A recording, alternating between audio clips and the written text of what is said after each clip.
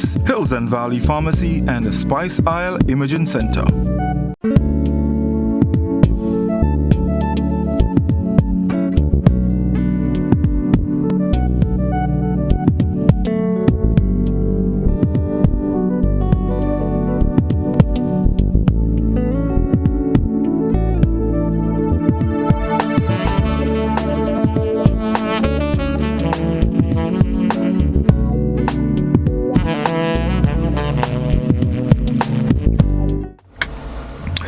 Good evening once again, everyone, and welcome to our live Doctor on Call program.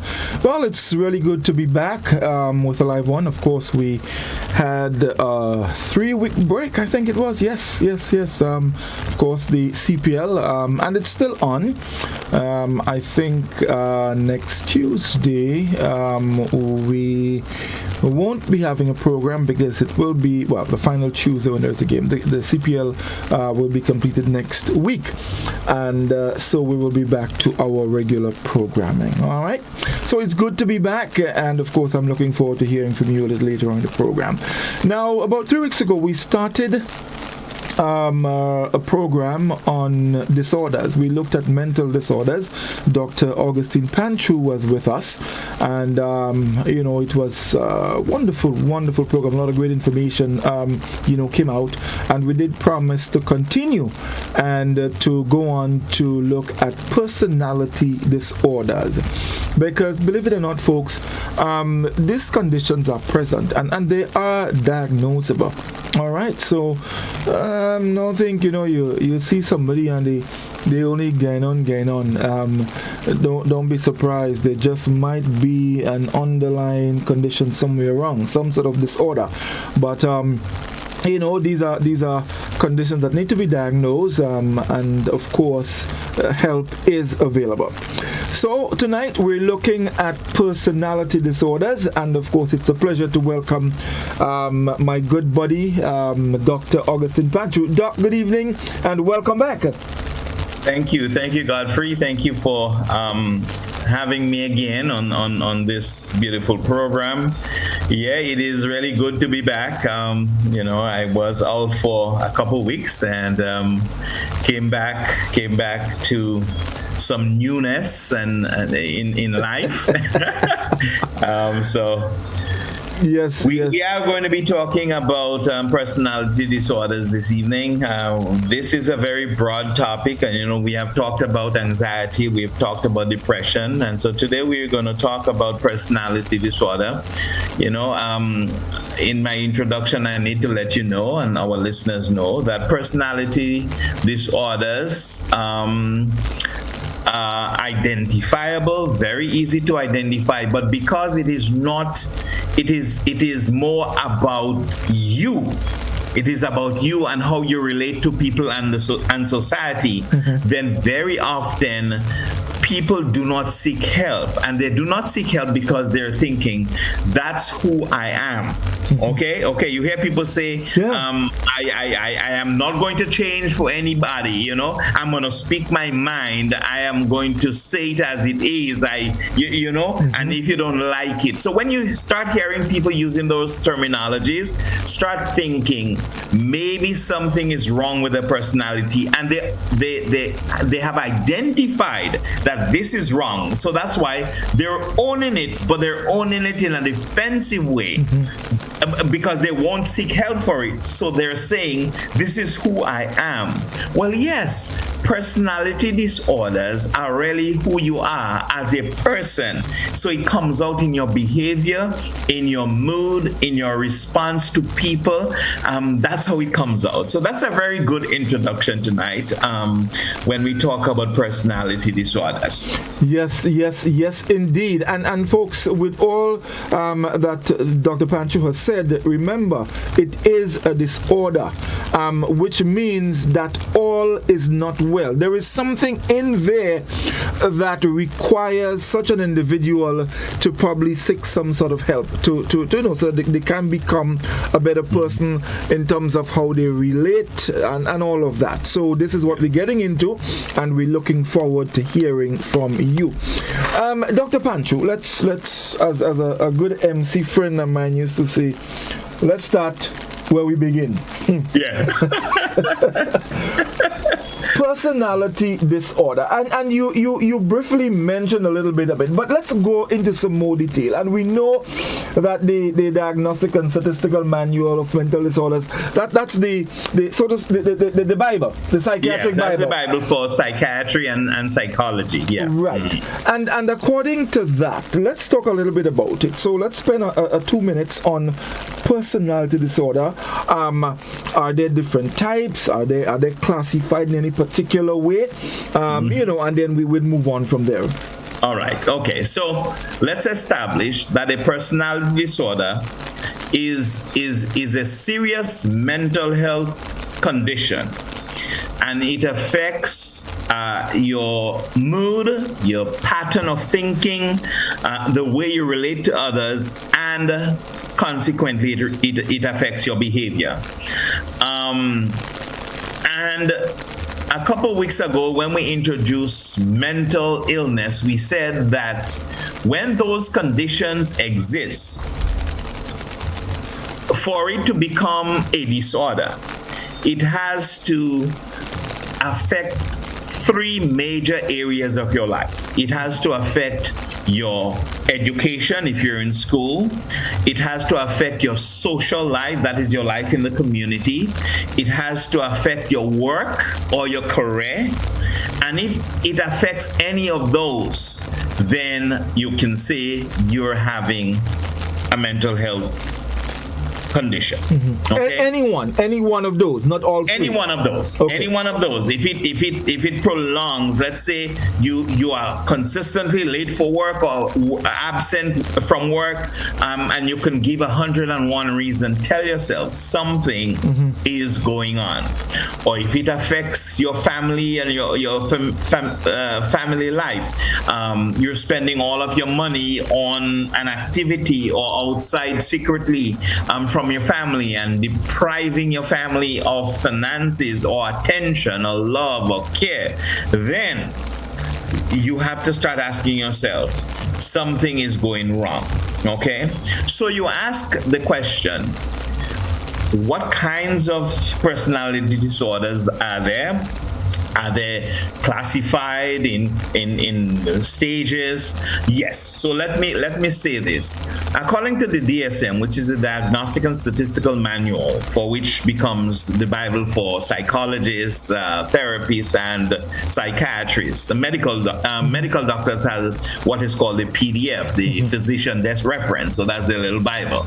But psychiatry, psychology, therapy, we use this. There are 10 personality disorders, yes. 10 distinct personality disorders that are placed in 3 different clusters. So you have what is called cluster A, cluster B, and cluster C. Okay, we because this is not a graduate class in psychology, we do not necessarily have to speak of them in clusters tonight. So what I'm going to do tonight is probably pick out from the 10 personality disorders that are outlined in the DSM, and we're going to talk about the common ones, and if we have time we will introduce others, but maybe there are about 6 or 7 of them that I want to mention tonight. I may mention all 10, right? But at least we will define and talk in a little more depth about the 10. About 6 or 7 of them. Okay. Yeah. Right. So you want us to start? We can start. Yes, with definitely. Yeah. So let's start with one from cluster A, and that is called paranoid personality disorder. Okay? Paranoid comes from the word paranoia. Paranoia means that I have a mistrust of people, I am suspicious, and I have suspicion about life around me. So people who have a paranoid personality disorder, they seldom can bring themselves to trust people. because they are thinking that everything someone says, there is another meaning. Everything somebody does for them, there is a different side to it. If they're in a relationship, they will not be able to embrace truth because they are always mistrusting of people. And they think people are out to harm them, people are out to get even with them, people are out to threaten them, people are out to demean them. So think about it, somebody you're working with, let's say you're working with somebody who has traces of, so let me go back here now. Sometimes people don't really have full-blown mental health diagnosis, okay? They may have what we refer to as symptoms, okay? So you may have some symptoms of depression, some symptoms of anxiety, some symptoms of personality disorder specific to a class, okay? But you may not be full-blown. But think of marrying someone who has paranoid personality disorder. Or think of your coworker who has a boss and is, so they're displaying. So people who are in the work condition and they consistently display victimization. You know, my boss is out to get me. My coworker wants to get my job, and there is not an iota of evidence to say that. Okay, now if there are evidence, that's a different story. But I'm thinking that people like that are always suspicious. So this is mind-boggling. Let me quickly say this about personality disorders, because we started to explain them already. And tonight we want to open up the lines. Yes, we will. Early, right? Yeah.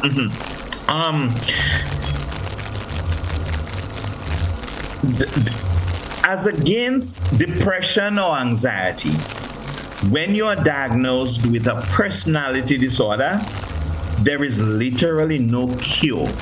In other words, whether it's medication or therapy, there is no cure. So somebody who has been diagnosed with a personality disorder means that that's who they are. Now, if you are living with depression or you're living with anxiety, that's not who you are, because the depression or the anxiety, even though it becomes clinically pronounced in your life, it is not who you are. It is how the body is choosing to react to certain situations. Maybe some fears, you lost a loved one and you're depressed, or you're fearful of height and so you have anxiety.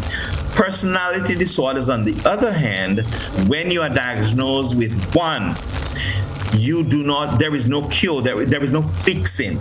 We can do therapy and address some of the signs that you're experiencing, because people with personality disorders, sometimes they also suffer with anxiety or depression, and those you can treat. You can treat with medication, you can treat with therapy, you can treat with other methods, but a personality disorder, no. Let me also quickly add, Godfrey, when you look at personality disorders, there are some that are more specific to the male gender, and there are some that are more proliferous among the female gender. And we are going to talk about them as we introduce them. We are going to tell you which ones are more prone, where males are more prone to this one, and women are more prone to the other. Last thing before I go on to the second personality disorder is to remember that because personality disorders are about who you have emerged as a person, the DSM teaches us not to diagnose anyone with a personality disorder until he or she reaches the age of 18. Okay. So mark that word. There is only one for which the DSM allows us to diagnose before age 18, and that is antisocial personality disorder. So antisocial personality disorder, we have seen it in children as young as 11 years old. So from 11 years old, we have the liberty to diagnose a child with a personality disorder, which is antisocial personality disorder. However, what we do for teenagers, we give it a different name. And the different name for teenagers between 11 and 17 is what we call conduct, CONDUCT disorder. So between 11 and 17, we can safely call the teenagers, so the juveniles, who have committed gruesome crimes, are always at the institution, whether it's Bacalet or elsewhere. We diagnose them with conduct disorder. However, if you have a 15-year-old or a 16-year-old who has taken the life of somebody, then we give him or her antisocial personality disorder. So conduct disorder is like a small, is the youthful antisocial personality disorder. So as soon as you brunch into the age of 18, then we safely will give you a diagnosis of antisocial personality disorder. Mm-hmm. All right. Now, so the first one we introduced was paranoid personality disorder. We say this one is a restless person with relentless suspicion about life, about people around them, that you're always about to harm them, that they're always going to get the worst grade from you. They're always going to be put last. That's how they feel. You understand? And so they're fearful about life. And if you have a spouse like that, that's a difficult situation to live with, because that person will could never trust you. Now, just before you go, very interesting, because this afternoon I was talking to someone, and they were telling me about an individual who, basically everything you described, because they were saying that if that individual sees two persons talking, yes, they just conclude that they're talking about me. Yeah. Now, what I really want to find out is, because of that, the way these people think, they always feel that someone is after them, someone talking about them, someone saying something bad about them. Can that cause that individual to react violently? Absolutely, Godfrey.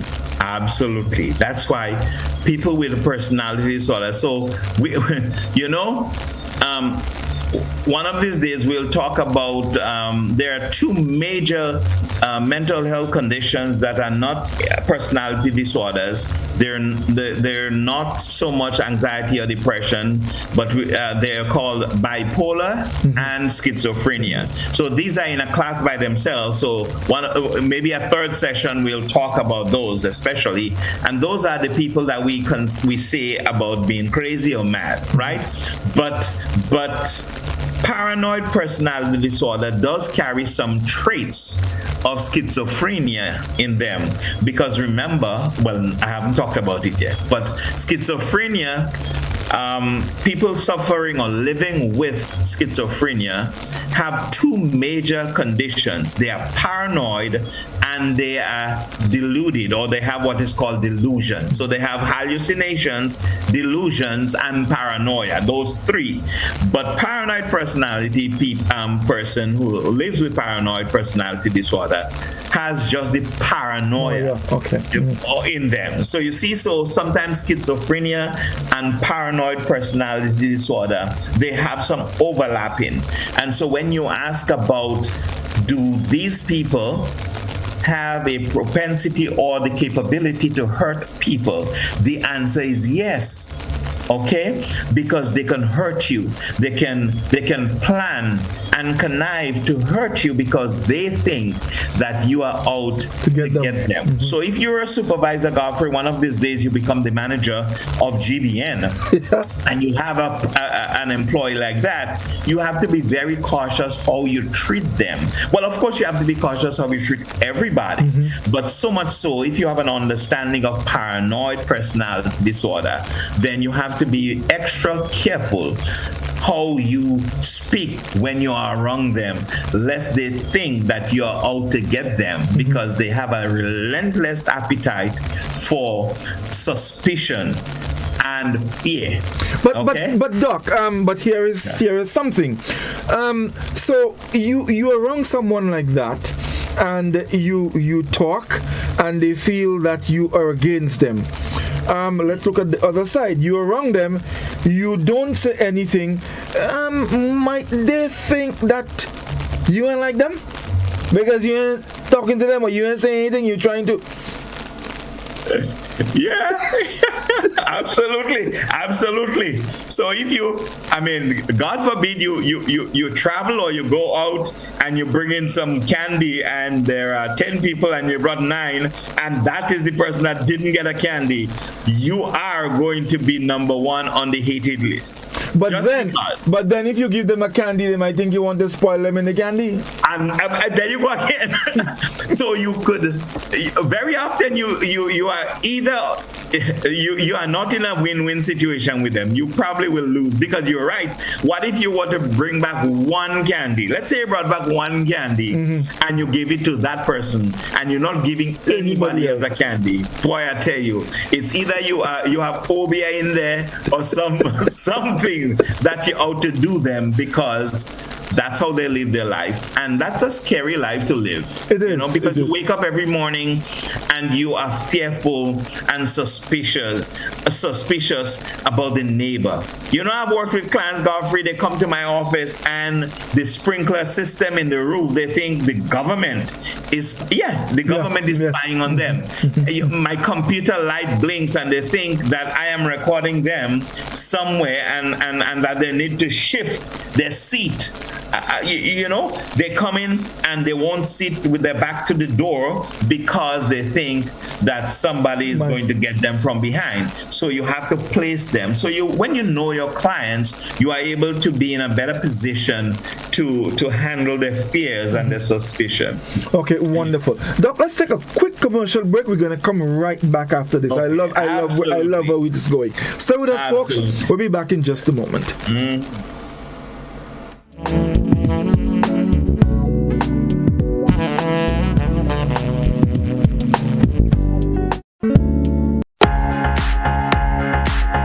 Whether you're shopping for hardware, building materials, and appliances, Hubbard's Building Supplies at Grand Anse is the place to shop. With improved facilities, increased parking, wider variety of products, and a trendy and spacious layout, catering for all your shopping needs. Why wait? Visit Hubbard's Building Supplies today. Now open Mondays to Fridays, 8 a.m. to 5 p.m. and Saturdays, 8 a.m. to 1 p.m. Hubbard's. Quality service, affordable prices. Building or renovating your home or business? Why not use clean, renewable energy? Install solar panels to power your home and office and see your energy costs go down and your savings go up. Using renewable solar-powered energy protects our environment, reduces our carbon footprint, and slows the devastating impact of climate change. Republic Bank can help to finance construction and renovations that make use of renewable energy. Visit any Republic Bank branch and ask about renewable energy financing options today. Republic Bank, we're the one for you. If there was ever a time to keep and stay healthy, it's now! We at Hills and Valley are here to help you take deliberate steps to maintain your health. We stayed true to maintaining the most comprehensive rates while stocking the widest range of medicines and health devices, including personal protective equipment. There are so many benefits shopping with us. You get great savings through discounts for senior citizens and reward cards for loyal customers. Ask about owning yours today. Visit us at Halifax and Grenville Street, St. George, Jubilee Street opposite the Grenville Bus Terminal, and at Hillsborough, Carriacou. Our wholesale distribution on Halifax Street also stocks the widest range of pharmaceuticals. We are with you on the hills and in the valleys. We are Hills and Valley Pharmacy. Here is a little known fact. There is only one place in Grenada that you can get an MRI scan done. That place is Spicile Imaging Center. Yes, Grenada, that's the truth. Other centers could offer you other scans, but Spicile Imaging provides an authentic MRI scan. Here's another little known fact. Spicile Imaging has 3 centers. We operate at Grenville, the Carnage, and at the Ocean House, Grandlands. We provide the widest range of laboratory tests and services. CT scans, x-rays, mammograms, ultrasounds, and a host of other services. We are fully staffed by a team of family doctors and specialists. Call us today at 444-7679 or 406-1500 or visit any of our 3 locations. Spicile Imaging, from seeing the doctor to getting lab tests, scans, and pharmacy services. We are here to take care of you. I'm a winner, you are winner, we are winners, winners. Be an instant winner today with the NLA by simply purchasing your Daily Pick 3 and Playway tickets at your nearest agent or NLA outlet.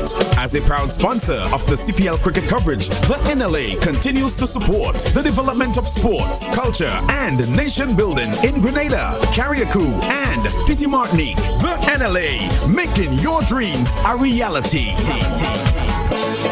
I'm a winner, you are winner, we are winners, winners, winners. Life insurance. You've heard about it before, seen the commercials, but have you ever really thought about how life insurance can benefit you and your family? Let's look at 5 ways life insurance can benefit and protect you and your family through life's expected and unexpected. 1. It provides finances for your child's education. 2. It can help you in providing collateral for loans. 3. It provides living benefits. 4. It provides a source of income upon retirement. And 5. It provides finances for final expenses such as funeral, cremation costs, and other related expenses. Contact Demerara Mutual today and speak to an agent to select a policy that best suits your existing needs.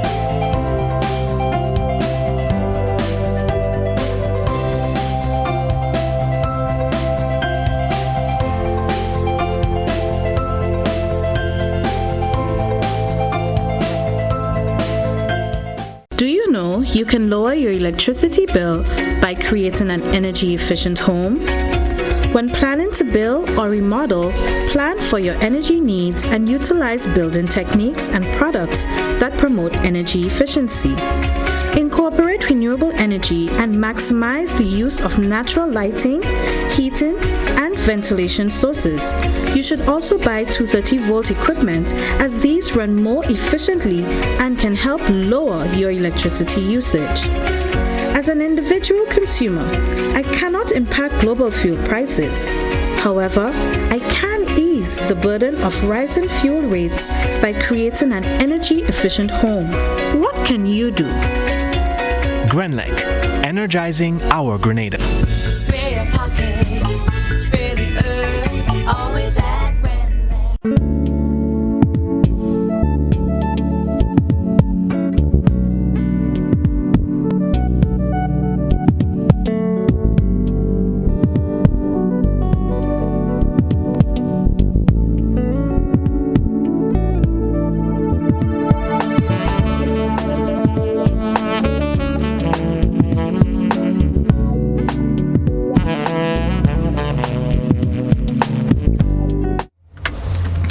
Welcome back, everyone. It's Doctor on Call, and this evening, for those of you just joining us, just in case you missed it, Dr. Augustine Panchoo is with us, and we are continuing from where we had to break off 3 weeks ago on mental disorders, and tonight we're looking at personality disorders. We've looked at a couple, that's the paranoid personality disorder, and we just looked a little bit at antisocial personality disorder. Dr. Panchoo, there are a couple others, and we looked at one under cluster A and one under cluster B, and I think there are quite a few of them. The common ones, they sort of fall under cluster B and C as well. Yes, absolutely. Cluster B has about 4 of them that are really pertinent, so we'll talk about them. And that is the antisocial personality disorder that we started. But there are a few things to say about antisocial personality disorder. Are really what we used to, the old time, you used to hear about psychopath and sociopath. These are the killers in your society, Godfrey. They have no regard and respect for law and order or life, okay? So they'll hurt you and they will smile about it.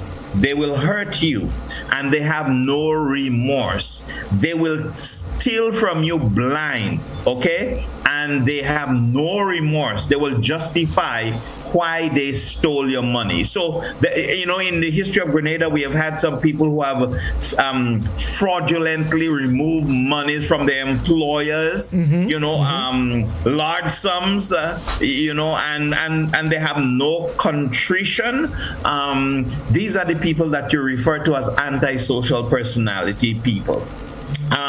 They'll hurt you, Godfrey, and they have no respect or regard. The perpetrator, the male or female perpetrator of intimate partner violence that beat up on his woman and send them to hospital and then still want to go back to them. These are the people that you can consider to be antisocial persons. They have antisocial personality disorder, and the thing about it is that they have no idea about consequence. So for them, whatever consequence you give is irrelevant because they will never learn.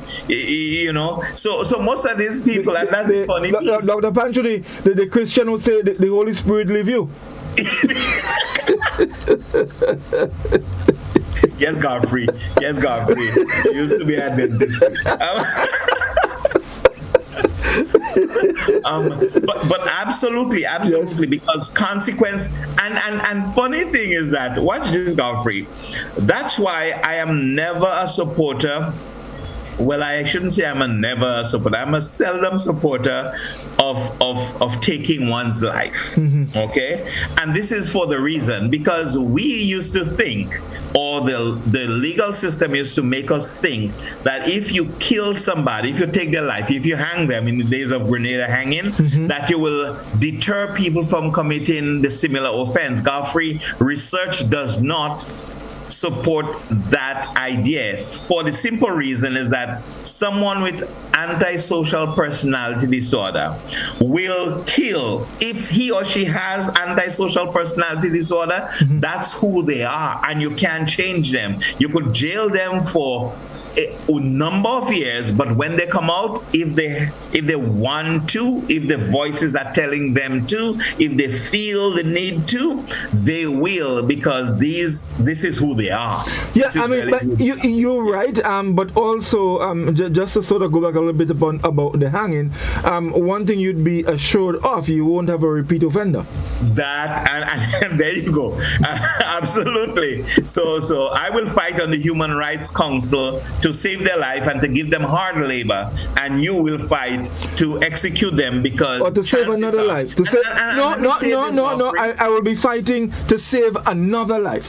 Right, and let me say this here, and that is true what you just said, because there is something in law called recidivism. That is a person who was jailed or convicted of a crime.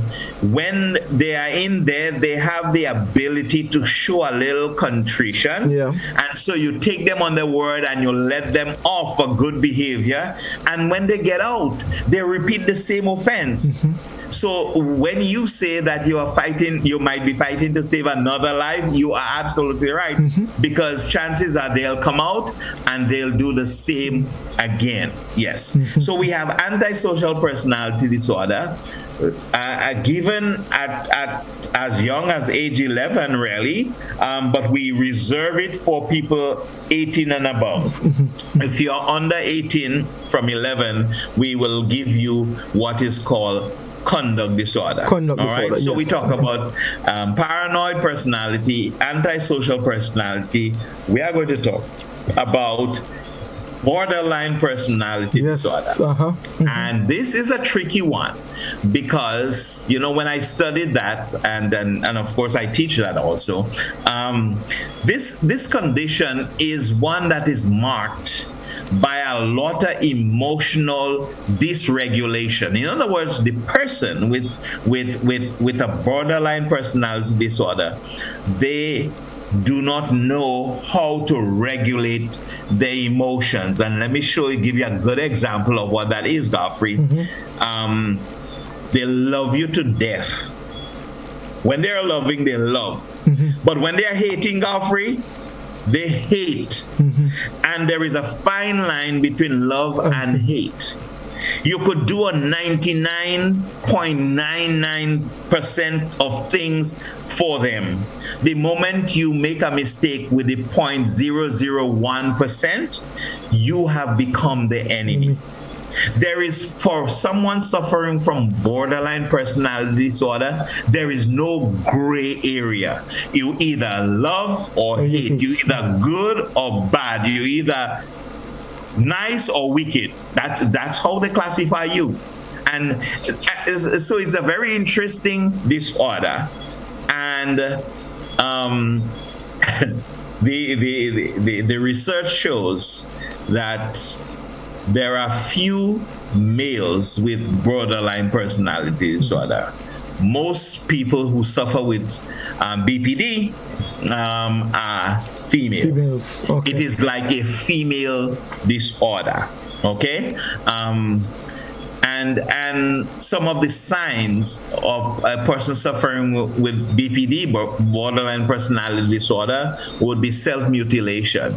So like they cut themselves. Yes. So if you see, or if you happen to have a daughter, especially daughters, females, a girlfriend, a wife, who cuts or self-mutilate, burns, or bite on the nail until it bleeds, or pick their nose until it bleeds, yes, these are people that you likely, I'm not saying they are, I'm saying you need to bring them to a professional who can evaluate them and do tests, and then we can decide whether or not that person is suffering from borderline personality disorder.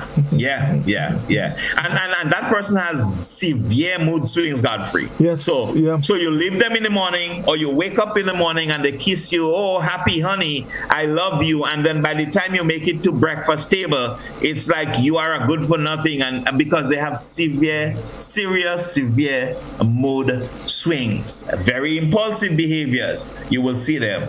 And Godfrey, maybe the last thing I want to talk about with them is that their self-esteem is usually very, very low. In other words, they do not feel good about themselves. You know, and that's why they cut, and that's why they self-mutilate and harm themselves. All right.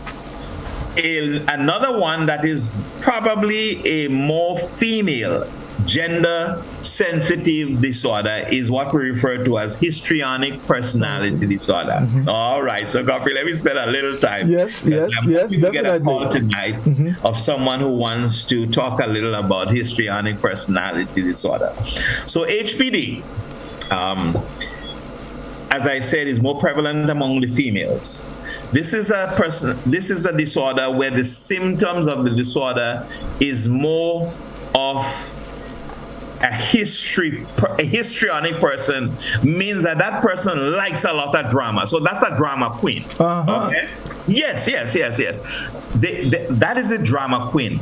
That is the female who dresses provocatively. Watch this, Godfrey. So when you see a female, okay, Godfrey, every now and again, females dress provocative. That's not what I'm talking about. I'm talking about a person who dresses provocatively every hour of the day because they want to make an entrance.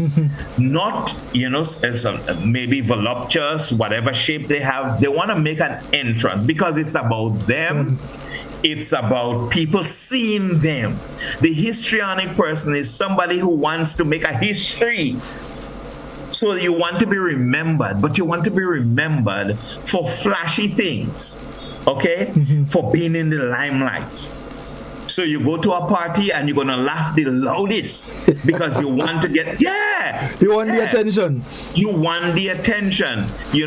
They may say, well, it's a wet t-shirt, but your wet t-shirt is more revealing than the other people because you have to be the first. You have to make it the headline. So a histrionic person is a person who likes the limelight. They like to be in the headline. That's who they are. That's who they have an overwhelming desire to be noticed by others, and they may display dramatic behaviors. So, for example, Godfrey, you have someone in your class who is a histrionic person, and you say something, they take the largest offense and they will cry the loudest. They will roll on the ground, and you will say, well, what is all that drama about? That's what we use for people who are suffering from HPD, histrionic personality disorder. Yeah. They like drama. These people are very hard to please because Doc. You're saying all of these things, and it's interesting because these are things that we encounter almost on a daily basis. And let me tell you this, Godfrey, and our listeners. Don't get fooled about the people who have histrionic personality disorder and they dress this provocative and they want they come out all flashy, They really don't feel good about themselves, Yeah. So it's not about self-esteem. You remember, these people are low in self-esteem also. So they're using this now to capture, to divert your attention on them. So they don't feel good about themselves, but they probably have nice shape. They will put it out there because they want to be remembered as the more voluptuous person, the loudest laugh person, the one with the longest fingernail, the one with the flashiest earring, because headline. The longest eyelash. The longest. So look at that. Yeah. They'll go to the store and trust me, they'll choose a broom for the eyelids because for them, that's how they are noticed. Yeah, that's how they are noticed. Yeah. Right. So it's not coming from a safe place. Personality. It's not coming from a safe place where you feel good about self. You are more looking at the lights. These are the light people. They like the light and the bright colors. Yeah. Yes. And Godfrey, the last in the cluster. So we have talked about 4 of them already, and so let's introduce this one. This one is a male thing.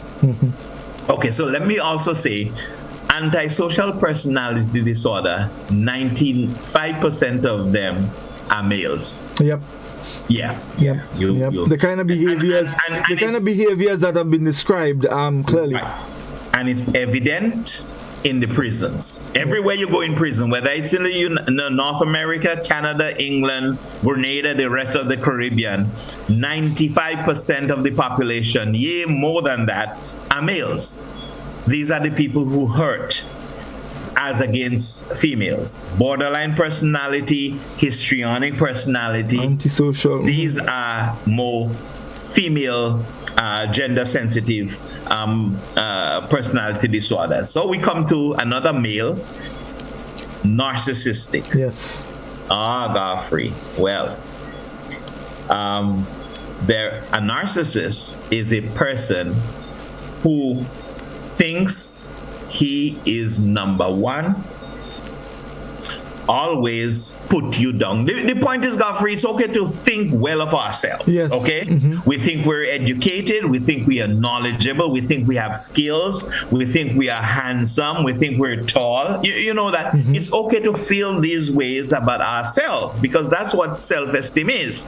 Ego strength, to feel good about self. When you feel good about yourself, you perform better. Yes, okay? you do.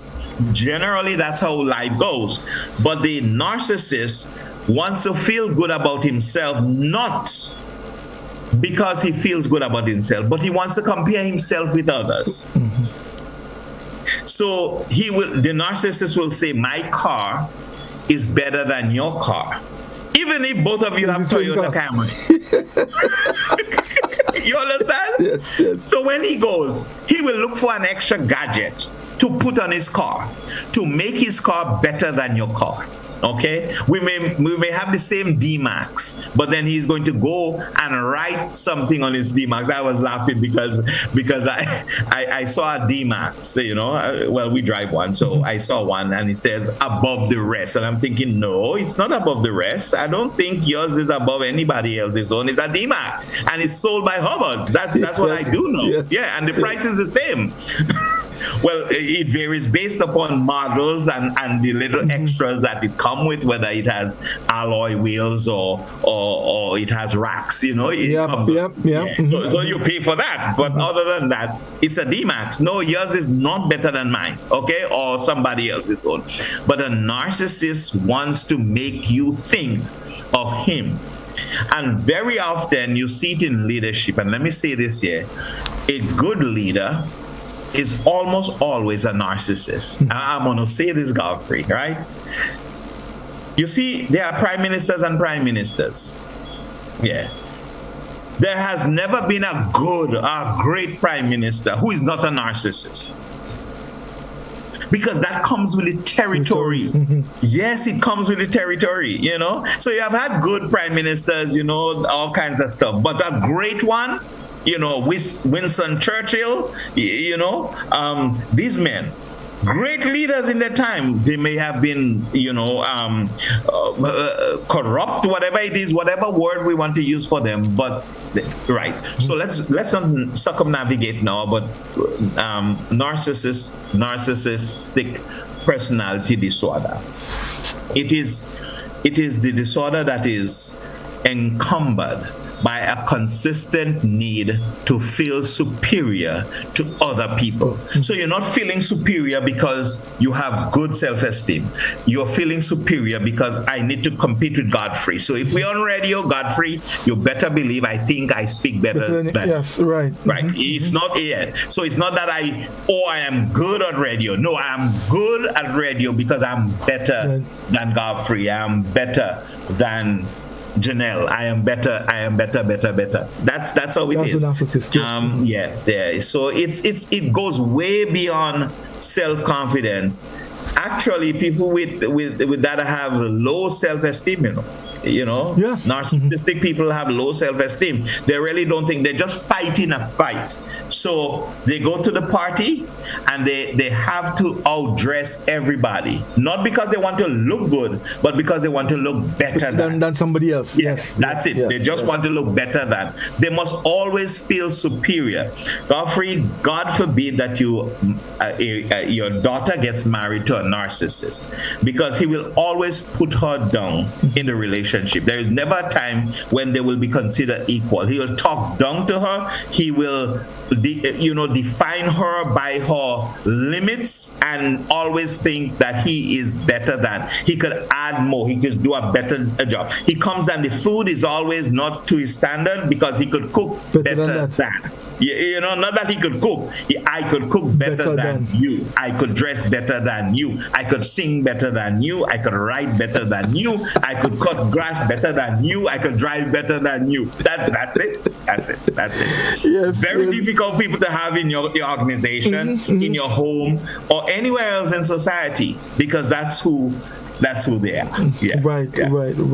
Yes, indeed.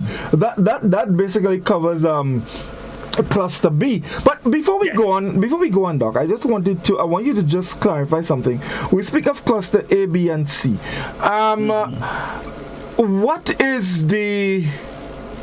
What about let's say for example cluster A, what about the disorders in cluster A that qualifies them for that cluster as compared to cluster B? Is there something different? Are these disorders, let's say, they have a bearing on let's say, maybe society or something like that?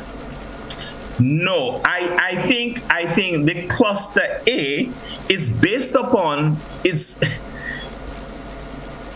it's based upon the behaviors that are exhibited. Oh, okay. Some are more ingrained than others, and some are more evidence in the person and their behavior, and so that's how they put them with the clusters there. And then again, also we have to also remember that when the DSM was written, it was written for clinicians and clinical purposes. So when you are classifying these diseases, you have to be very specific with whom, whether you're working with a hospital or with an insurance company that's paying for it. So you have to be a little more specific and streamline them in a certain way that they could be understood. Right. Yeah. Okay. Fantastic. Yeah. So, Doc, let's take our final break. When we come back, we can probably just look at the 3 on the cluster C, and we'll open our telephone lines so people can call with their questions. Good. Right. Yes. So we take a break, folks. We'll be back in just a moment. Don't go away.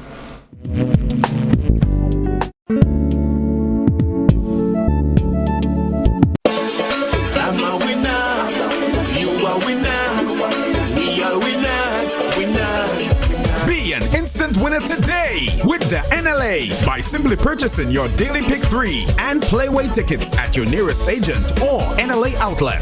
As a proud sponsor of the CPL cricket coverage, the NLA continues to support the development of sports, culture, and nation building in Grenada, Carriacou, and Petit Martinique. The NLA, making your dreams a reality.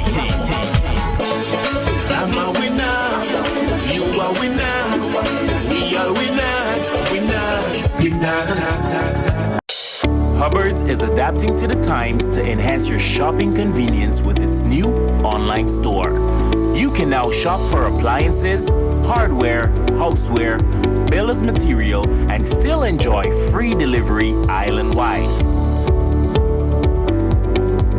Start shopping now at www.hubbardshardware.gd. Safe, convenient, reliable.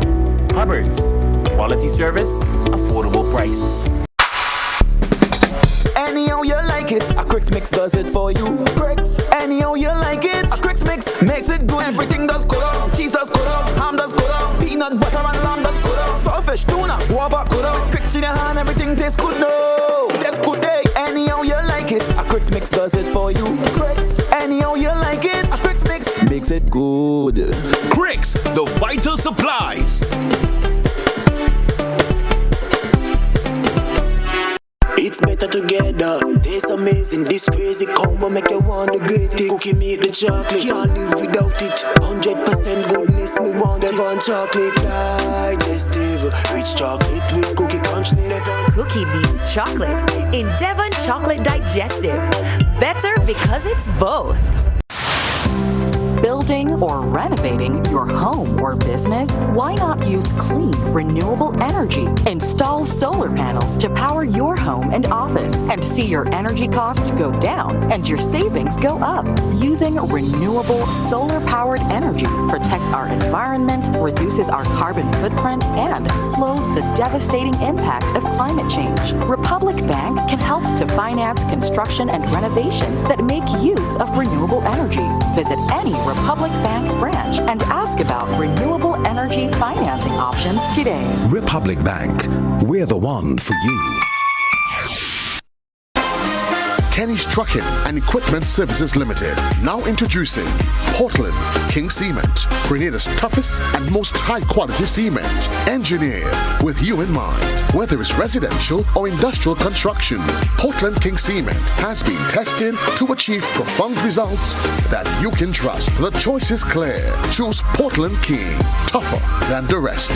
Visit Kenny's Trucking and Equipment Services Limited on Dusty Highway. Call telephone number 439-6605 or 440-6605. Or visit our 2 other locations, Westerhall in St. David and Dunfermline in St. Andrew.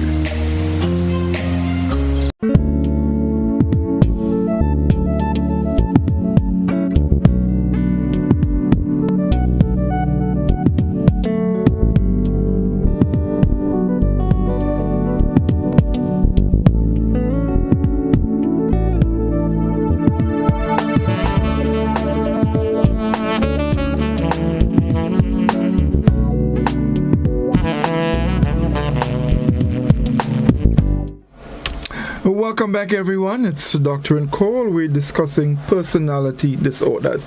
So, folks, in about 5 minutes, we'll be opening our telephone line. So we hope you have your questions ready or your comments that you'd like to make. We're looking forward to hearing from you. Doc, finally, let's look at Cluster C. Cluster C. Yes. Cluster C got 3 of them. I'll quickly mention 2, and then I'll spend about 2 minutes on one, because it's more prevalent among people.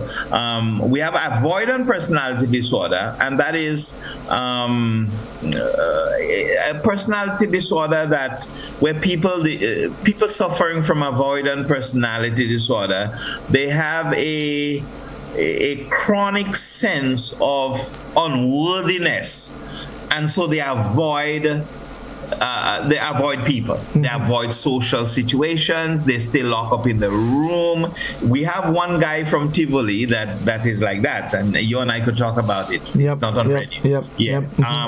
All of his life, all of the person's life, have been spent indoors, a greater part of it, and I know why. So when you feel inadequate, you feel less than, you feel people are going to pick on you, you can easily develop what is called avoidant personality disorder. So you have a lot of phobia and fears for social gatherings and social settings, even among family. Godfrey. And then we have what is called a dependent personality disorder. Dependent personality is the condition that is marked by a consistent, excessive need to be cared for by somebody else. And Godfrey, that's the worst person to be married. Boy. Yes. Because Godfrey, the day you forget to buy bread is not because you forgot, but it's because you don't love them. And you don't know how to make a sacrifice for them. And let me tell you this. A dependent person is like a parasite living off of your oxygen. They're not living off of your blood. It's actually your oxygen. It's a very difficult thing to live with a person who has or is diagnosed or is living with dependent personality disorder. The last one, Godfrey, which is a really common one. It is sort of kind of equal between the genders. It is called OCD, obsessive compulsive personality disorder. Personality disorder, right? It is bigger than OCD, obsessive compulsive disorder. OCD is one category that we could fix, but when it becomes a personality disorder, then we can't fix it anymore because it's who you are, right? And that is kind of 2 diseases in one: obsession and compulsion. That's why it's called obsessive compulsive. The obsession is with the thought processes you are obsessed with. Okay, so you go out and you start telling yourself, I left a window open and it's about to rain. And that you have locked the windows, you have closed the doors, but that person is thinking, they are obsessing. They can see the bed wetting, they can see the water streaming, they can create that in their mind because it's an obsession. Okay, It's like in love too. They think you smile at them. God forbid you smile at that person in the parking lot or at church, because now they're thinking he loves me and he's going to marry me. So all they see is hearts and butterflies, and they don't see a greeting. You know, you shake their hand, you give them a hug, you say hi, you give them a slice of cake from your birthday. They think that you are going to be the Prince Charming and you're going to marry them. That's the obsession that they have. Now the compulsion now is the behavior.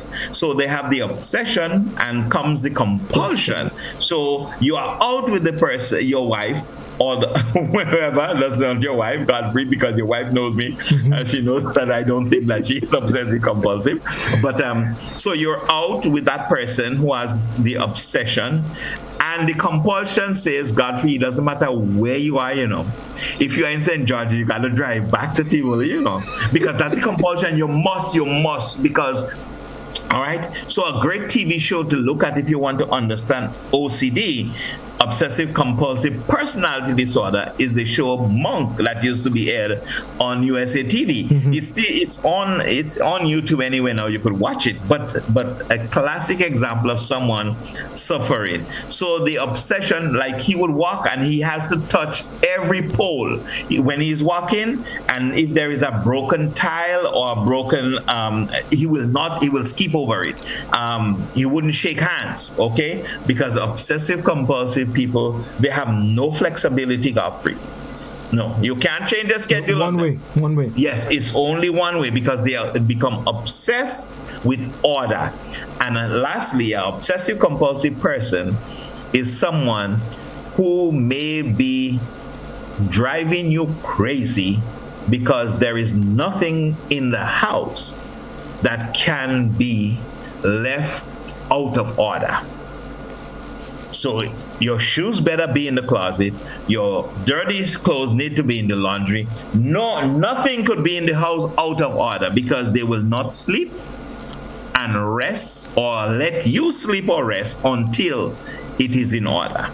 So these are the major personality disorders that are there. And as we said, a personality disorder is one of the mental health conditions that stays with you for the rest of your life.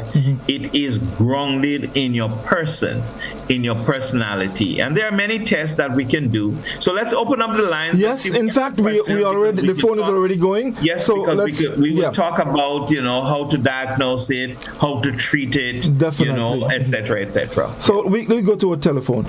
Good evening, Doctor and Call. Hello. Hello. Good night, Mr. Augustine. Yes. Good evening. And how are you? Very good. Can you turn the volume of your device down and listen to us on your telephone, please? Sorry about that. I'm turning it on. Yes. Yes. Sure. Yeah. Okay. Yes. Go ahead. All right. Sorry about that. Yeah. Good night. I want to get a number from Mr. Panchoo, please. If we're not from Mr. Panchoo. Okay, can you call us back after the program? After the program is complete, and that can be arranged. Yes. What time I call after the program and I don't get? No. I look out for your call. I know your number. So you know me too. Yes. So just right after the program, and we'll arrange that for you. All right. Thank you very much. No problem. Yes. Okay, folks. The telephone number is 435-2041. The line is open. You can call if you have any questions or comments. Let's go back to the telephone. Doctor and Call, good evening. Good afternoon, Dr. Panchoo. Good evening. Good evening, Dr. Panchoo. Hi, good evening. Yeah, this is Dr. Andrews. You know the person. I just want to ask you a question, a very, very important question. Most of these guys, they go to the prisons probably for murder charge. Like the one who came out today, there is one who was freed because of lack of evidence. When they go to the prison, do you do counsel in the prison? Do you go to the prison and counsel these guys that commit a crime or so, and they get 20 years, 30 years in the prison?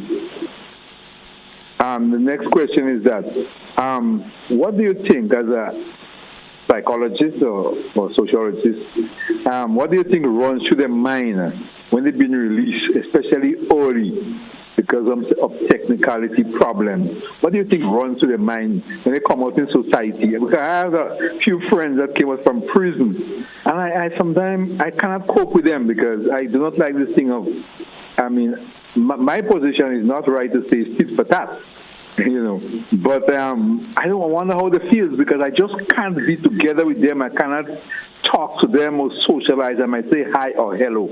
I wonder how they feel in the mind as a sociologist. Like, what do you think about that? Okay. Very good question. Thank you, caller. Yes. The second one first, Godfrey. It depends on what sort of disorder they have. Okay. But I could tell you what they might be feeling. Someone who gets out on a technicality is boastfully saying that they got one on the system. They are able to beat the system. You understand what I'm saying, Godfrey? Yeah, we catch them. They have a tendency to gloat. They may be curtailed in doing it publicly on radio, television, or right in the public. But when they get behind closed doors, they are thinking, I got one on the government. I got one on the prison system. I got one on the judges and the magistrate. And such is the case today. I'm just reading it as you're talking about it. As we are talking here, Godfrey, I see a lot of Facebook posting. The guy who killed the girl and from Montmorris, I think it was many years ago, put her body in a suitcase. In a suitcase. He got away today. I think he was sentenced already. Yeah, he appealed. He appealed, and he got away because the registrar, they could not find the transcripts of the case. Godfrey, that doesn't make sense. In this day and age, how could a computer store a file? How could we not have what is called a hub, so that this thing goes into a central processing place? Police, etc., Godfrey, healthcare workers, that's not how we do things. Information is not stored on the hard drive of a computer. It's stored in a central location. It therefore means that wherever you are in the world, you can access that portal. And that does not make sense. So that's just to show you the kind of callousness with which we operate in Grenada. And as people are saying, Godfrey, and I know it's so, when you have a lot of money or you are able to grease the hand of people in law enforcement and in the judicial system, I tell you, it doesn't matter who you are in the judicial system, from the bottom to the top, everybody has a price. Take that from me. Yeah. Everybody, we all have a price. We all have a price. Yeah, some just take rum and others, a bunch of banana, but we all have a price. And then the second question that the caller asked, really, which was the first, was what happens in the prison if psychological work is done in the prison? Yes, the prison is a place for rehabilitation. However, I know that Grenada, the prison system in Grenada lacks therapeutic intervention. That I know because I have visited, I talk with people, and I know so. And I don't think the legal system, the judicial system in Grenada has focused a lot of its energy and resources on providing rehabilitative work with prisoners. Yeah. Right. I have a question on our Facebook platform. Okay. Someone is asking, we know when one has a split personality or double mind, locally speaking, we always respond to that person as bipolar. How can one class or what one should be looking out for, and how dangerous a person with such behavior can be? Okay, well, I don't understand. I am wondering if the person is talking, when we say split personality, we do not refer to bipolar. We refer to what is called identity. It used to be called multiple personality, but it is no longer called multiple personality. It is called Godfrey, this is just slipping me tonight. But it's this identity disorder, and I'll come with it before we end the program. Trust me. So if the person has what is called split personality, it's like being good and bad in the same person, and they can flip the script and be able to be relatively good and relatively bad in the same person by changing persona. Okay, and they have the ability to do that. Is the dissociative identity dissociative identity disorder, right? Yes. So thank you for looking it up for me while we are on program. Yes, it's called DID. It's DID, dissociative identity disorder, formerly called multiple personality, where one person could actually take on the personality and the person of 3 or 4 or 2 or 3 different people and be exclusively, they will speak in the accent of the person. They will represent them well in everything. And if that is what you're talking about, these people are generally not violent, except if they have one of the personalities that is violent. So if they take on the persona of a violent person, then they could become violent. Yes. Right, let's go back to the telephone. Yeah. Dr. on call, good evening. Hello? Yes, good evening, caller. Go ahead, please. Good evening. I got a question. How, in reference to the narcissistic personality disorder, now, if one is doing something and then that person tell you it is wrong, but then the person go back and do the same thing you are doing, and they tell you they are a big person, or if you correct them, they get angry. And even when they get angry, they don't stop there. Shortly after that, they will just flare. And with everything, it comes as though you hate them. Or they will also ball out, why you hate me so? And the truth and the fact, all you did was correcting them. And also, our next point here is that with a person like that, they would do something and you would watch them do it. And shortly after, you tell them, look, they just did that. And they would tell you, no, they never did it.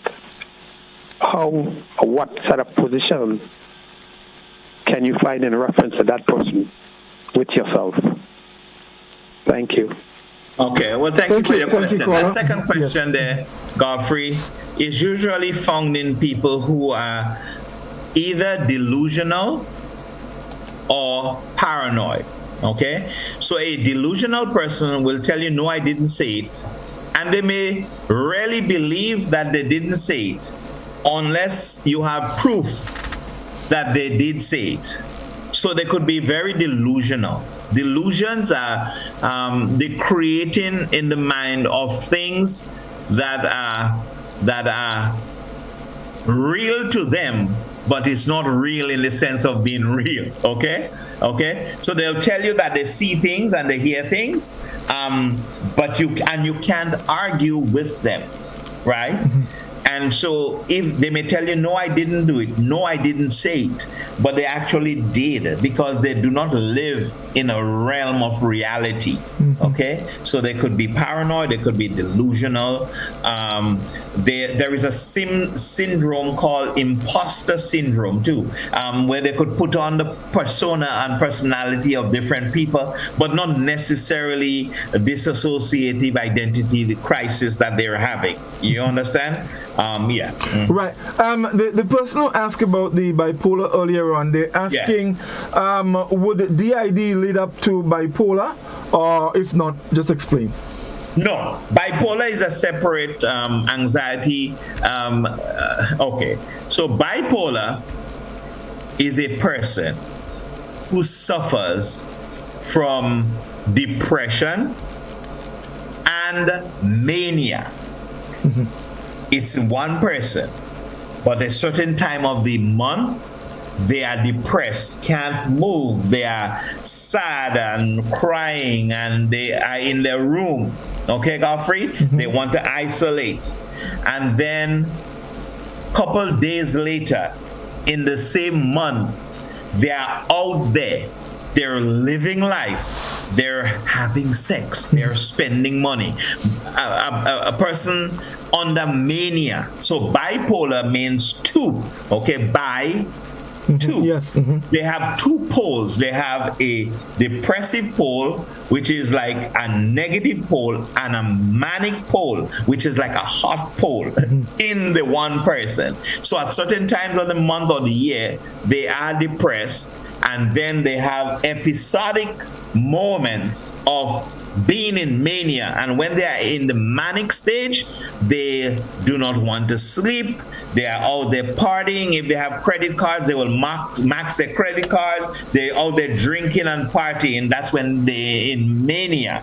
And so sometimes it's easy for family to know when a person suffering from bipolar disorder. It is easy for family to know whether they are in the depressive state or when they are in the manic state. Okay. Yes. Okay.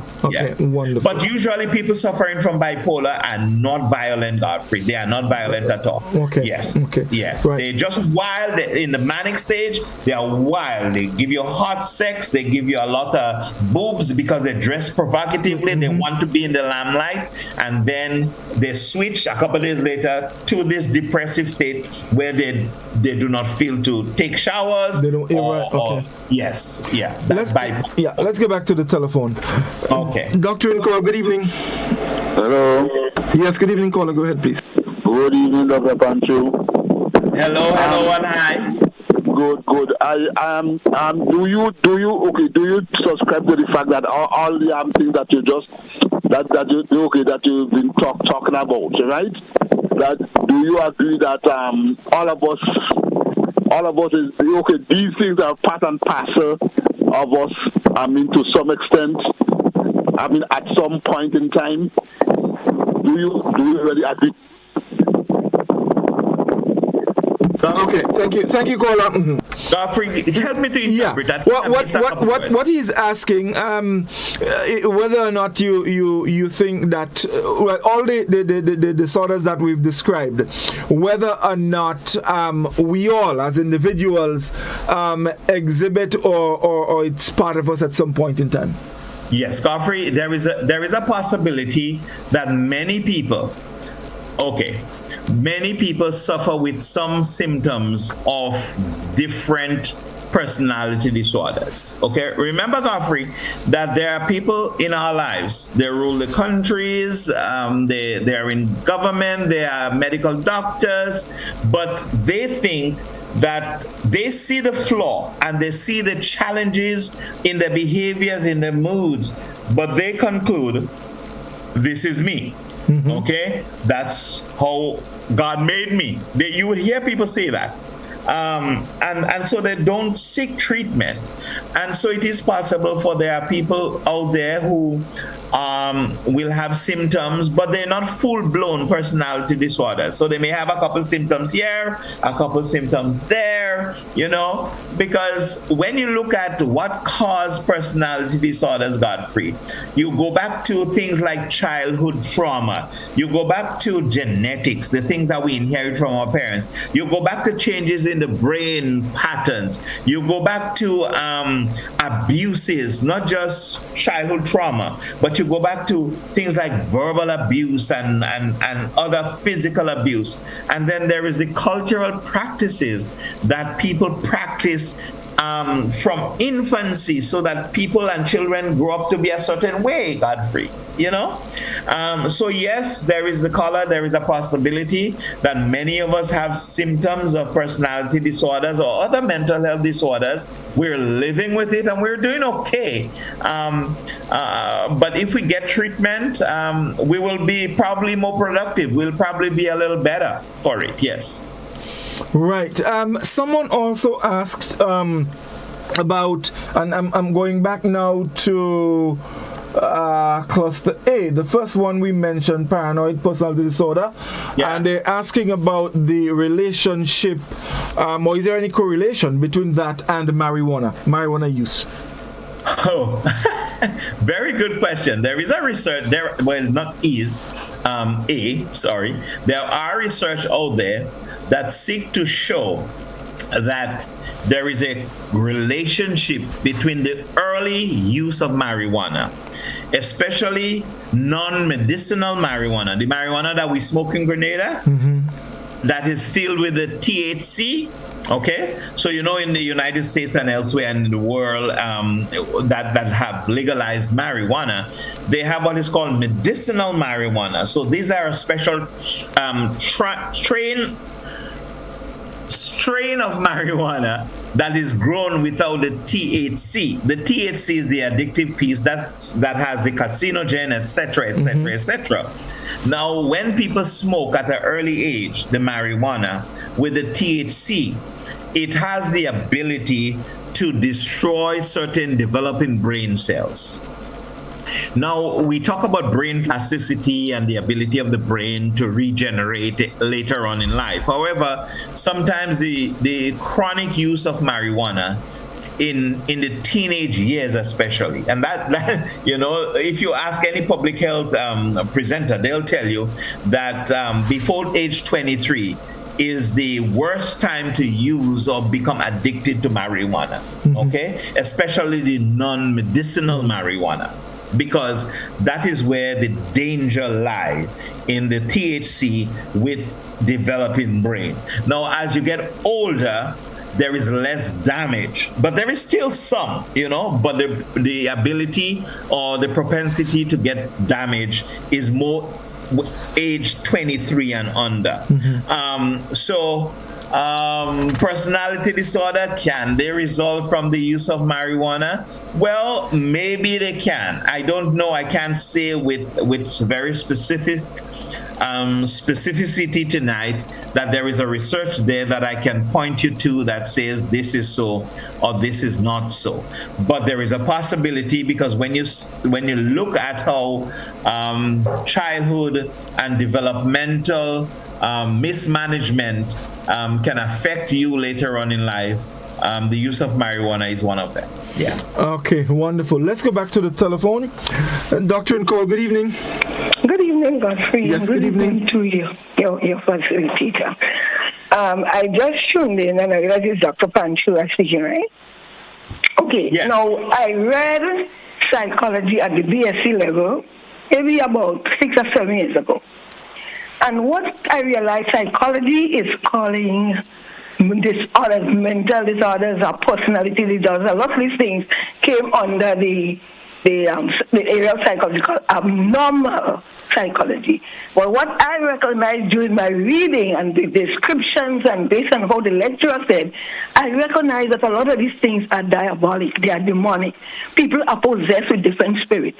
What I call split personality, that's when somebody has more than one demon manifesting different things in one person. But psychology don't teach these things, but these are the things that affect people. People are possessed by demons. They could be delivered if they get the right person to deal with them.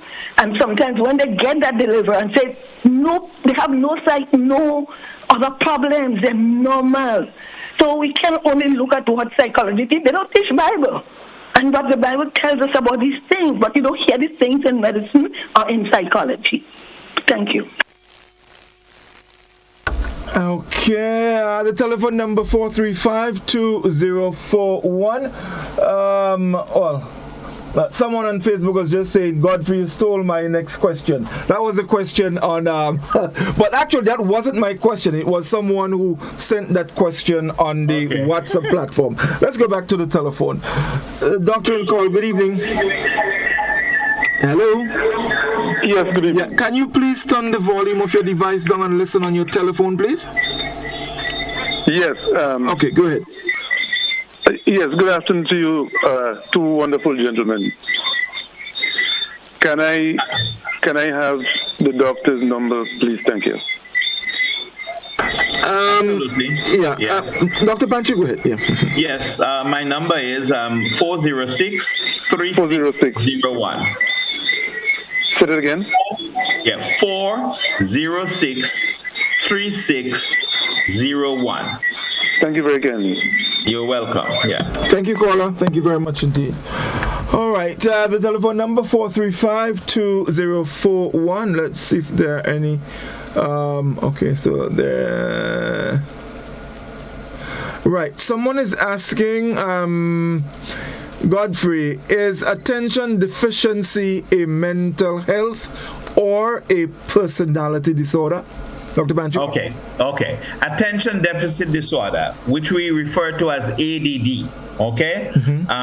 Well, it's ADHD. So you have attention and you have hyperactive. So attention hyperactive disorder.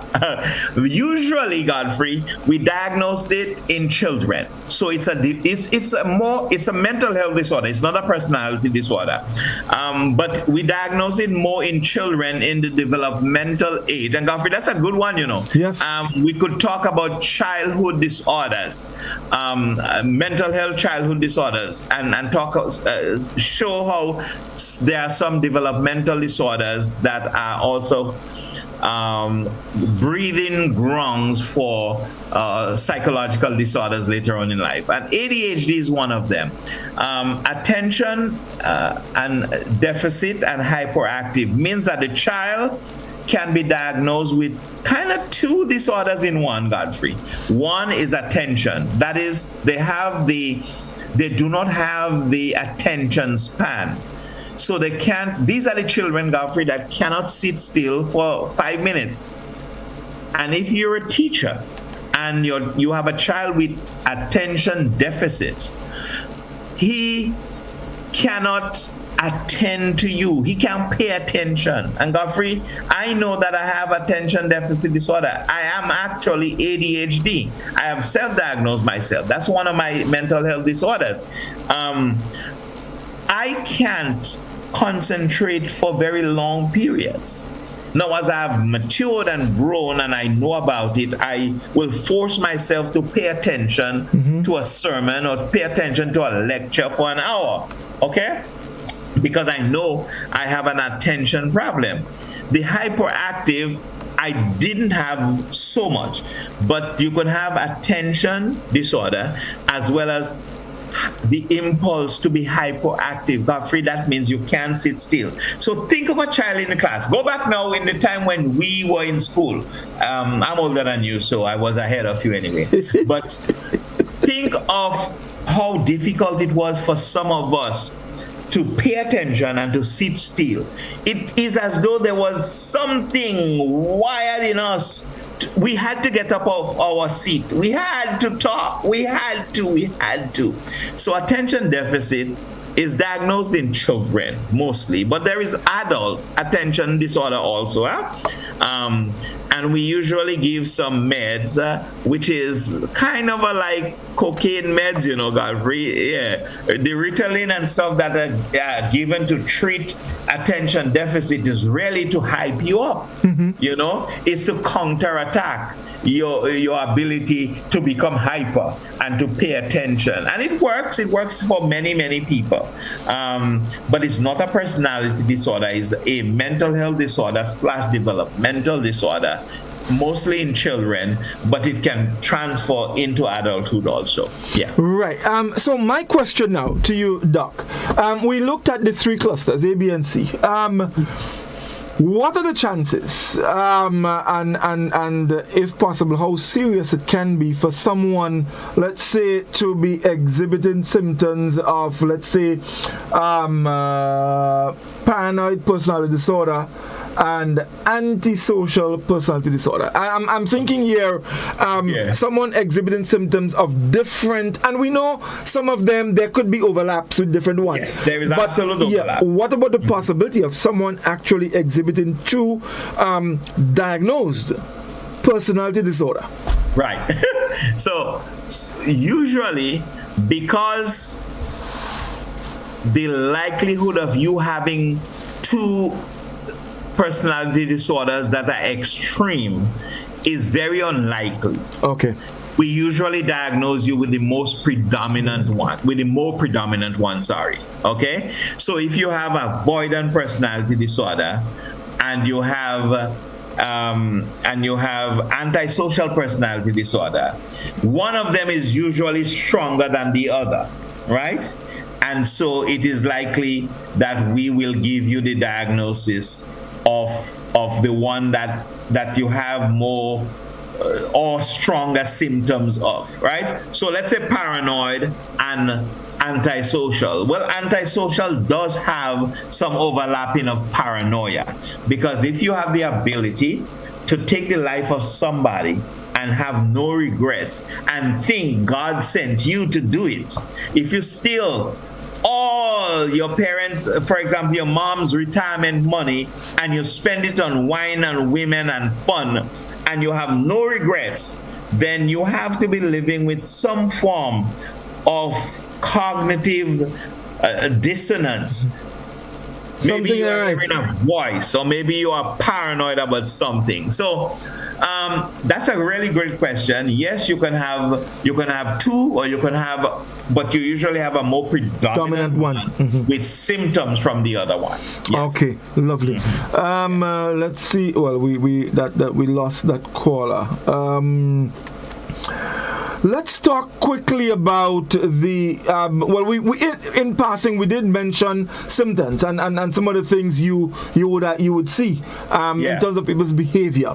So someone comes to you, Dr. Panchoo, or let's say someone brings a patient to you and they said, "Look, doc, this person is doing that. They're behaving strange," and they explain to you, some of the reactions and behaviors. You did your checks, your evaluation, and you diagnose that individual with a personality disorder. Let's talk about the treatment, and secondly, what advice or how would you speak to, let's say, a family as it relates to dealing with someone in the home that possesses a personality disorder? Yeah. Godfrey, I'll tell you this. One of the most difficult group of mental health disorders to deal with are personality disorders, because the client, I have been called already, Godfrey, by parents, by leaders in communities. There is this person that is acting strange. Please, can you visit the home? Because they won't come to my office. They won't come see me. And when I go, I remember one person that I went to, I felt so threatened, and it was in an upstairs house, Godfrey. I felt so threatened by that person that I just looked. I was about to jump from the veranda, but something told me, just make a dash for it down the stairs. So I did that, because he charged at me, because he started to use the profanity to tell his mom that he didn't need, nothing is wrong with him. He has been locked up in his room for months. He hasn't had a shower for months, right? And it's becoming unbearable, and he's threatening his mom. He's going to take her life. He hasn't, but I am saying that he's a danger to self and to others. And so people who sometimes suffer from personality disorders are the most difficult clients or patients to be seen. And that's why I tell people, when you have a client or a family member who is exhibiting severe signs of mental health challenges, you need to call 911.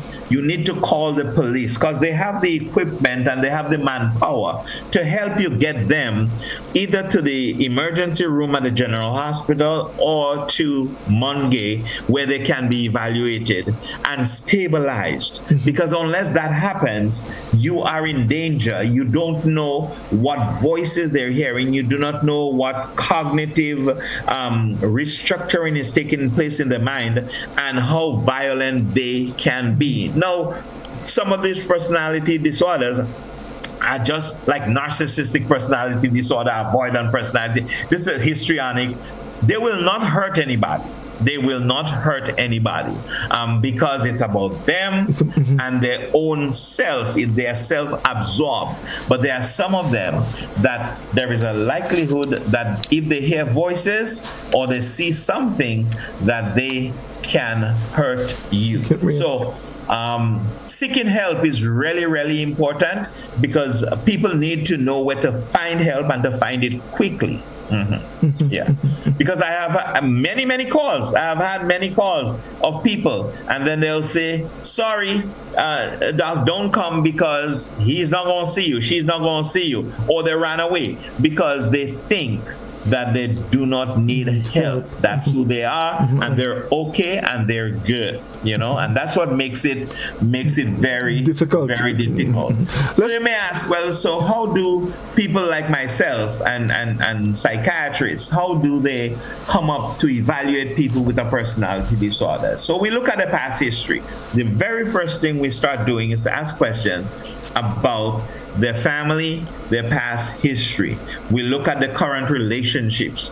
How are they acting? How are they behaving? Do they have friends? Are they friendly? Are they hostile? Are they indifferent? We look at their work and the work history. What kind of work history?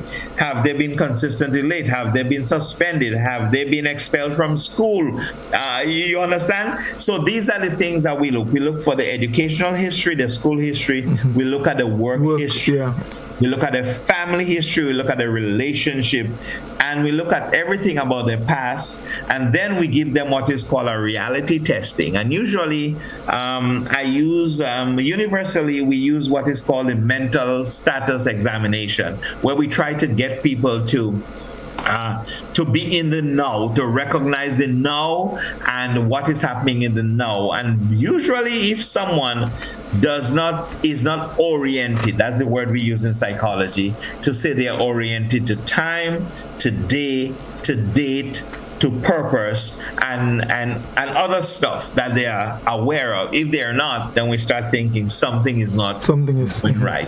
And then the final thing we look for when we're trying to evaluate someone with a mental health disorder or personality disorder is to check on the impulse control. In other words, how well do they regulate their emotions? Okay? Do they cry for the smallest things? Do they hide for the smallest things? Or do they get angry for what we consider to be the smallest things? Do they take things out of proportion? So the impulse control is a variable in understanding personality and other mental health conditions. Right. Doc, my last question to you. Over a period of time, can someone, so let's say, for example, someone, you know them, they're normal, they're okay, friendly, they do things that everybody does. But over time, and maybe it's because of, some experience that they had or something that happened, can that cause that individual to develop a personality disorder over time? Let's say, for example, someone, let's say they trusted very much, deceived them really, really badly.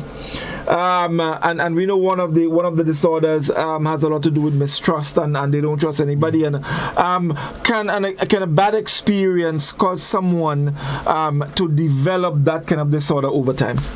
Yes, absolutely. But what we have to remember, Godfrey, is that there has to be a rich ground. So let's say you have already turned adult. So you're in your 20s and you experience this heartbreak. Let's say somebody promised to marry you, right? And you bought your dress and etc. And then you get stood up the day before the marriage, or even worse, at the altar. You can imagine the heartbreak that person, their ego strength, their self-esteem, their worth, everything is going to be totally destroyed. Okay? So what happens here is that you have to say to yourself, how resilient is that person in adulthood? And how resilient is measured by what their childhood experiences were. So, for example, if you have had a very volatile childhood, that is a very rich ground for that experience when you're 25 to land and become very infertile soil, as it were, Godfrey. That's what I'm trying to say. What I'm trying to say is that if you have had some bad experiences already, and so your personality or who you are is kind of fertile for to nurture something when you're 25. That is a scary thought. So you have a soft spot. So you have yes, that is what it is, Godfrey. You have a soft spot. You are what we use the word vulnerable. You are vulnerable to that. You have the propensity to that. But if you have had a very resilient brought up, and your trust and your family life really good, and you are really grounded and loved, and you feel bonded with this world and people, then a disappointment at 25, there is little chance that, and I'm not saying it won't, right? That's not what I'm saying. But you limit the chances of you having a break. But if you come with fertile soil, all 15, 16, you were molested, you saw your parents fight, and alcoholism and drug use and prostitution. That's fertile. So when you turn 25, you are still in the zone to get a break. And develop a personality disorder. Usually, Godfrey, by the time you are 18, most personality disorders are already on the way, or either established or on the way. Okay? So we like to take you out of the teenage years, the adolescent period, because we want to make sure that what you're experiencing is not as a result of that extra hormonal secretion of your body during puberty and adolescence. Right. So when you get into your young adult stage now of development, physiological development, we have ruled out all the hormonal imbalances and changes, and we are saying, no, this is establishing itself. This is who you are. Right? Except for schizophrenia, which comes on in your late 20s and early 30s. Most personality disorders are well established by age 18. So between 18 and 20, you are who you are already. Yeah. Yep. And that's why, Godfrey, those of us, when we want to get married, we have an opportunity to decide on the person. If the person is exhibiting a lot of symptoms, don't think that, I am so much in love. No, the point is, I am not saying here, and I don't want to promote that someone with a personality disorder is not worthy of getting married. That's what I'm saying. What I'm saying is that you need to know. So you need to know what you are getting into. And you need, because you could get married to someone with a personality disorder and live a relatively normal life. Because most of us, we do have a little thing about us. We live, somewhere down there, one of them screws a little slack. Yes, a little, we might say, boy, he don't have all his marbles, but he has a little screw slack. But guess what? He's working, he comes home, he has a family, he can balance his check, he drives, or he takes the bus, he works the land, he provides normal life. Most of us, right? So you could live successfully with a personality disorder. You just need to know when you need help and how to access help. Okay? Yeah. Right. So, Doc, we are basically out of time. There was a caller who was trying to get in. I really wish you could call back while we were talking. Let's just go back to the telephone quickly and see if we can get it. Doctor and call, good evening. Hello? Yes, good evening. Yes, Mr. Panchoo? Dr. Panchoo, sorry. Yes, hello. I just want your take on that, right? Okay, we born right in a world that tells us how to be, what to do. The norms of society then, right? Norms of society is been established. I just want your take on that. Okay, if there is one that doesn't succumb to the norms of society, does that mean that something is wrong with them? Thank you. Thank you. Godfrey, what a way to end. That's an absolute gem of a question. Really, caller, thank you for asking that. No. Someone who have conflict with the norms of society is not necessarily, Godfrey, someone with a personality or mental health disorder. Agree. Okay? No, that's not what we're saying. We're saying in you, if you have distress in your life, and it affects you in the 3 or 4 different areas, in your job, in your work, in your family, in your church, or in your community, or in your church, or in your educational pursuit, you have to start thinking that something may not be right. Okay? So let's say someone like Nelson Mandela. Okay? Remember how he was opposed to apartheid? Well, he was opposed to the norms of society, but that didn't make him mentally ill, right? Remember in the times of Maurice Bishop and standing up to the last stage of Gary's life when he became brutal and tyrannical, you know? When we were marching through the streets of St. George's, we were opposing the mores and the norms of society, but we were not mentally ill necessarily. So someone could be mentally healthy, but and really don't accept what society puts on him or her, and that does not make. So that's a really great question to end with, Godfrey. It is a pleasure to be able to join with you on a Tuesday. One of these days we'll talk about schizophrenia, because that's we have to definitely number one mental health disorder in Grenada in terms of classification. You know, people see it as the worst, and it is probably by far the most devastating on the life of a person and his family. And then one of these days, when we get time, we'll talk about the childhood ones. Yes, definitely. Well, next week we don't have any program, folks, because we have the last set of games in the CPL next week. But following that, we get back into a normal program schedule, and so we'll be having our program. So following next week, we'll be coming back to continue, because I think it is very important that we continue that series of disorders, mental disorders, and we can tell by the amount of questions and calls that we are getting. But Doc, I want to take this call. This person has been trying for quite a while. Okay, let's take him. Yes. Doctor and call. Good evening. Hallelujah. Yes, Doc. Oh, thank you for taking my call. You keep losing them. God is good. I'm wondering. You're talking about God. You're talking about God too. I ain't talking about God, Pastor. You're talking about God. One time I talk about go. Demon.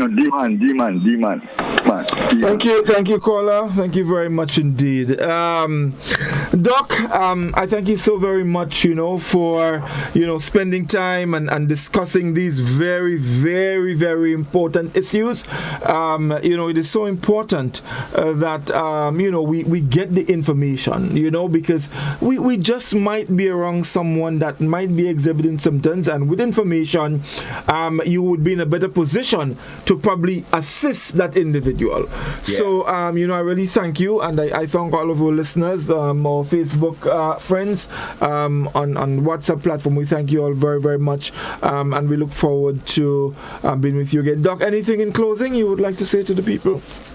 Well, let me close with this by saying that mental health, whether it is personality disorders, mental illness, whether it is personality disorders or depression, bipolar, schizophrenia, whatever it is, it's always a challenge on the resources of the family, not just the individual, but especially when it comes to treatment, because we haven't talked a lot about treatment, and maybe one of these days we have to go back to treatment. Adding to thing, but there is always treatment for mental health disorders.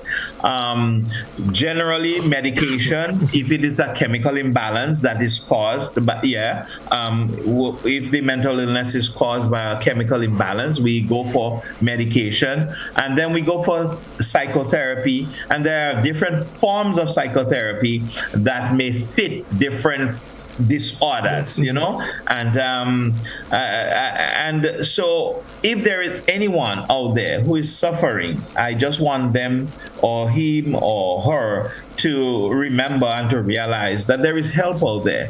You know, we have a lot of medical doctors on island. We have a lot of counselors on island. Don't be afraid to go to Mungay. Don't be afraid to check yourself in the emergency room at the General Hospital, either there or at Princess Alice, or if you're in Carriacou, somewhere else, and get the help that you need so that we can all live a very successful lives. Thank you, Godfrey. It's a pleasure hanging out with you on Tuesdays. Oh, definitely.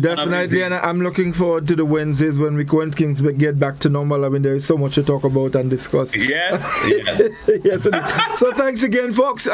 Tomorrow we have cricket. Tomorrow and Thursday we have cricket. And on Friday, We Culture is back. We have a very, very interesting program for you. If you view our Facebook pages, the GBN Facebook page and YouTube and We Culture page, as well as GBN TV, we've put something up, a promo for this Friday's program. Check it out. I guarantee you we're going to have a lot of fun. So until then, do have a good night. Thank you very much and all the best.